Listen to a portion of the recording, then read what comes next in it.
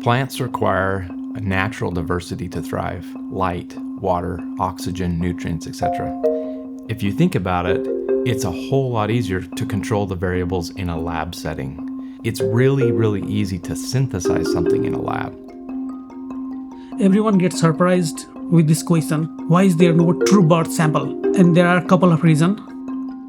Wintergreen and birds are 99% similar, but there are 1% compounds that makes wintergreen different from bird's oil.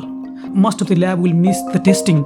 They will only look for methyl salicylate molecules on bird's oil, and which is the same in wintergreen. So most of the lab fails on testing pure bird's oil. Last year, we did market survey for bird's oil. They were claimed to be 100% pure and natural bird's oil. We found pure wintergreen, and we found wintergreen mixed with synthetic methyl salicylate. None of them were pure.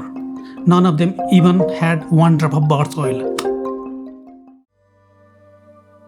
We had been able to procure birch bark pretty easily with Royce's help. And so we were able to send pure birch bark to different distillers across the world, and each of them could prove that there was birch oil in the bark, but none of them could really prove the process to obtain that oil out of the bark. And eventually, through a lot of effort, Royce was able to find a gentleman named Skip. My name is Grant Kavanaugh. My nickname is Skip Kavanaugh. I've been around birch stills since I was 3 years old. A lot of that history is oral. One thing about history is if it ain't written down, it didn't happen. If you Google birch stills, they would say there were birch stills in Tioga County, Pennsylvania. End of story.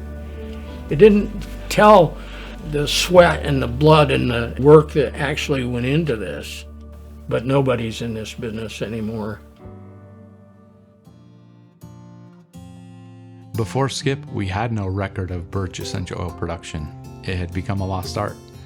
But with Skip's record keeping and the knowledge that he learned from his father, we've been able to piece together the process by which we can produce Birch Essential oil. I was excited that someone was interested. I've seen fledgling businesses start up and go away. And the big chemical companies, they found a way to replicate it through chemistry. But it's not natural. That's what brings us back to where we are today with this company, is that they're making essential oils and it is going to be natural, back the way it was. It's progressively moving backwards to be more natural. And to me, that's a good thing. It's a very good thing. The opening of the facility here at Woodside Oils was the definition of a team effort.